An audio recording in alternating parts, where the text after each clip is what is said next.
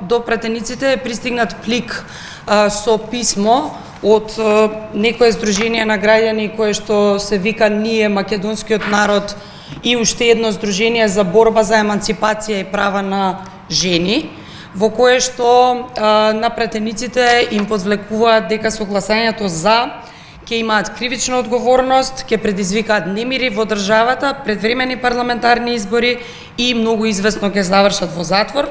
Вториот дел вели: прочитете да ви стане јасно заблудата дека ништо не останало тајна. Пред кревање рака размислете добро, договорот не ве карактеризира само како предавници, туку и како злосторници на македонската нација. Ваквиот тип на притисоци не е спорно дека граѓаните имаат апсолутно право да се обраќаат до пратениците со аргументи во однос на одлуките и законите кои пратениците ги носат, и тоа често пати имало резултат кога имало аргументи.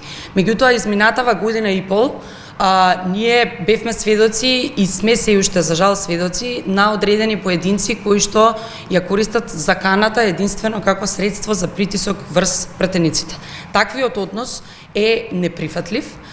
При тоа подсетувам дека граѓаните ќе имаат право по однос на договорот со Грција да се изјаснат на референдум, каде што ќе можат да го кажат својот став по однос на овој договор. Ваквиот тип на притисоци не ги заплашува пратениците, со оглед на тоа дека денеска со 69 гласа договорот повторно беше изгласан во собранието.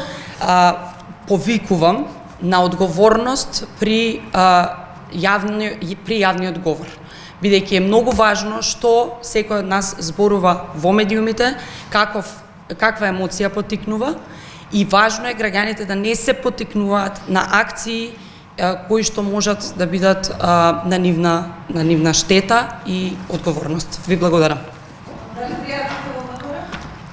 Се уште не, ќе ве информираме во текот на денот, меѓутоа верувам дека Министерството за внатрешни работи ќе си ги спроведе своите законски акции.